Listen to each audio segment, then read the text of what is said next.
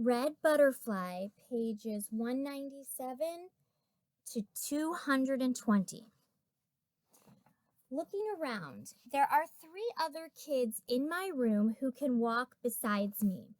One wears braces on his legs and staggers. Another is a gentle girl with a round face and constant smile who traces simple characters on paper over and over, but doesn't speak. There is also a boy who howls, breaks pencils, throws himself on the floor until one of the IEs agrees to take him outside to play. And there is me taking all this in, all this in, all this in. Beds. It's not yet dark when the IEs pull out 15 beds stacked 5 high against the wall. We have enough, the IE with the stiff curl says. Don't worry, you'll sleep here. I wasn't worried about sleeping mats. I was worried about sleeping in this one room with all these other kids, even boys, and all the noises. The beds are small frames low to the ground with thin mattresses covered in scratchy sheets. The pillow slumps hard and flat. I sleep in my clothes.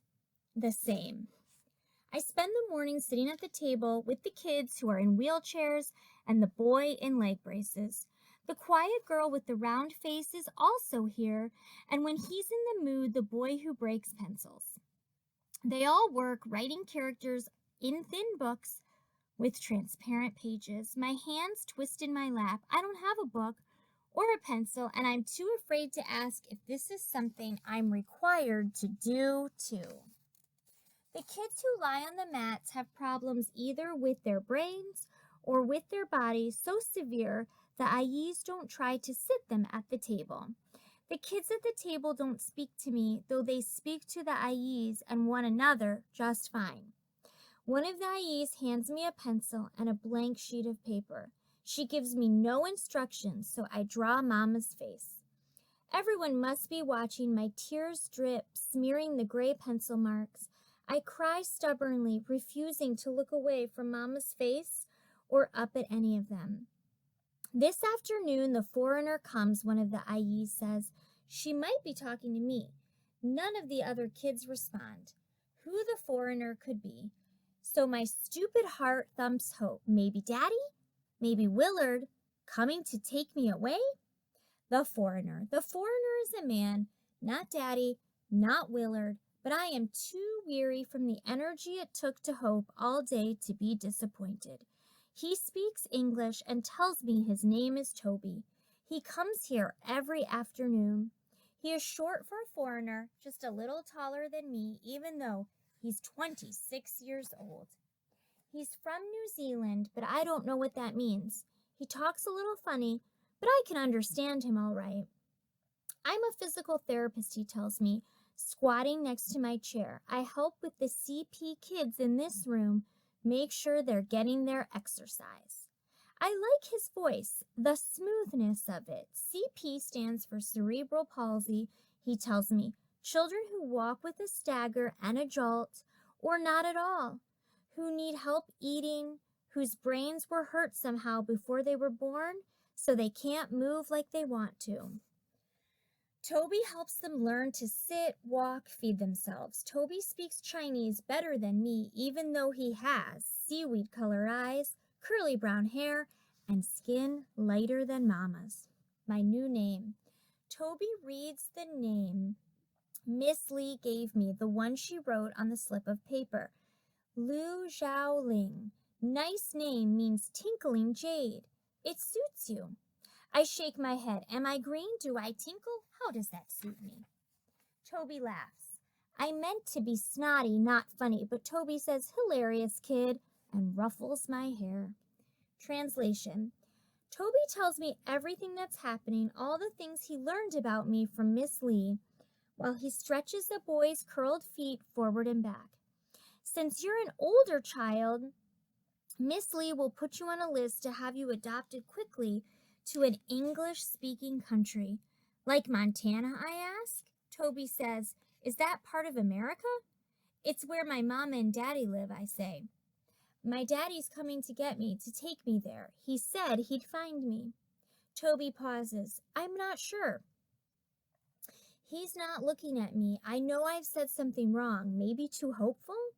I blurt out about my backpack with Jane Eyre and the Jane Austen box set left at the hospital. Toby says, "That's a shame," and wags his head. My eyes prickle because it's more than a shame. Those things, from my toothbrush to the books with Mama's curled writing inside, were all I had left to call my own. Even today's clothes came out of a bin labeled with my size, the character for medium. I don't know what happened to the other ones I wore here. I pushed down the wish I shouldn't make, that I'll get my stuff back somehow, some way. That unreasonable hope buoys like an empty plastic bottle floating on water. But why do I bother hoping when hoping never works? Pretending. I lie flat on my back during rest time. I haven't had rest time without books since I was 3, probably. My heart keeps me awake. Ba-boom, ba-boom, ba-boom. If I close my eyes, plug one ear with my finger and the other ear with the pillow to block out the bellows of the boy who breaks pencils, I can pretend I'm home in my old bed, in my old room, before Jody, before sickness, before policemen, before the world cracked open and took Mama away. Evening. We eat dinner as a group in the cafeteria, except for the kids who are difficult to move. Cabbage, chunks of meat and rice served on a silver tray, soup from a huge pot, thin like water, in metal bowls. Toby arrives just as I'm helping to stack the trays at the end. "Thought you might need this," he says, and winks at me. There, hanging from his hooked finger, is my backpack. I grab hold of it, clutch it to my chest. "Thank you." "I met your sister," Toby continues. "She'll come visit as soon as she's discharged." Come visit doesn't sound much like taking me away, but if a backpack can appear when I least expect it, maybe a miracle can happen too. Tired. I should be tired, but every time I drift asleep, I'm falling. I wake with a jolt, this new place seeping again into consciousness. The smell here is similar to the hospital. Sickness, medicine, porridge, disinfectant, pee. But the sounds are different, everything closer, more compacted, the gurgles, soft snufflings without the bleep of a machinery, a snore, the faraway wail of a baby, perhaps recently left outside the silver gate, still crying for its mama. No relatives gathered. This is the home of lonely children. Holding pattern. 3 more days of sitting while the kids at the table learn. 3 days of drawing everything from my memory on loose pieces of paper that fill the spaces in my backpack. It's worse than the schedule at home. So much worse, because there is no red bicycle, no errands to run, nowhere to be but here, and worse, no Mama. I chafe, then make up my mind to ask. Pointing to the thin paper the others use, I say, "Can I do that too?" The Ayes whisper together, then ask Toby, who shrugs and says, "Can't hurt." But that's not enough for them. They must get Miss Lee's approval too. She strides in wearing bright, beautiful turquoise pants. She explains through Toby that there's no point doing the table work with the others because I'll be leaving soon. Adopted, she says in Chinese, the word that used to be a mystery. She lays out the facts. It would be too difficult to catch up in the Chinese school system. You can't read or write Chinese characters. Might as well wait to start school in America or Canada, since that's where you'll be going. I say, what am I supposed to do all day? Toby says he could use some help with the CP kids if I'm so inclined. But I'm not so inclined. How can I help anyone when I can't even help myself? Visit. Jody and Willard sit in the director's office side by side like clay statues. Jody's voice is soft, still not Jody's. "I'm sorry, so sorry. Mom and Dad weren't allowed to say goodbye." The officials were angry Mom stayed so long without a visa. They were also angry that Dad helped her. He's been bribing everyone for years so Mom could stay. It's all my fault. If I hadn't gotten sick, if I'd never come to visit. Willard says, now, it's nobody's fault. Everything was bound to fall apart eventually. And he gives me a look that tells me I should agree with him to make Jody feel better.